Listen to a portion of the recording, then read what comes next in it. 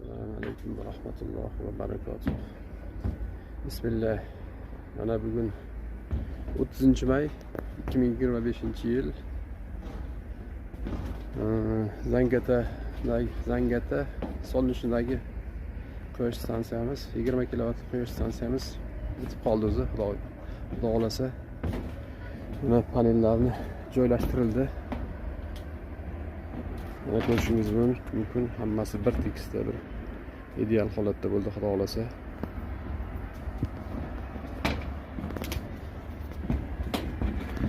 Hali ish jarayoni davom etmoqda, hali to'lalik isha tugagani yo'q. Xudo xolasa, mana bu chetlariga ham maxsus qopqoqlari bor.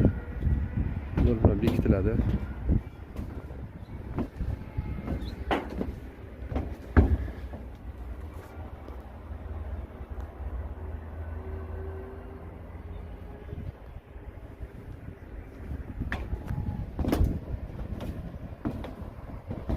Bu tarafga qo'yilgan ekan, o'sha maxsus qopqoqlar qo'yib chiqilgan ekan.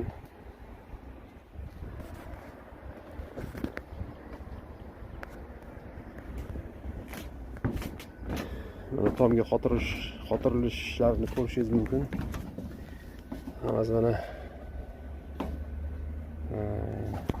shpilkaga olinib xotirilgan, juda ham mustahkam.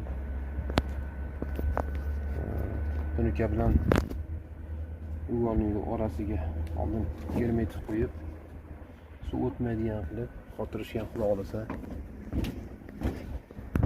Mana bu orqasida yana 4 ta panelimiz joylashgan.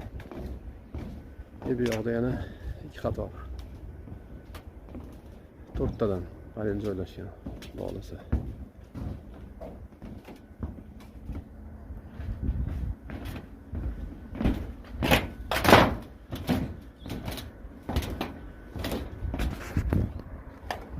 O'z ustalarimiz elektrika ishlarini olib bormoqda. Xudo xolasa, bu tarafdan ko'rinishi.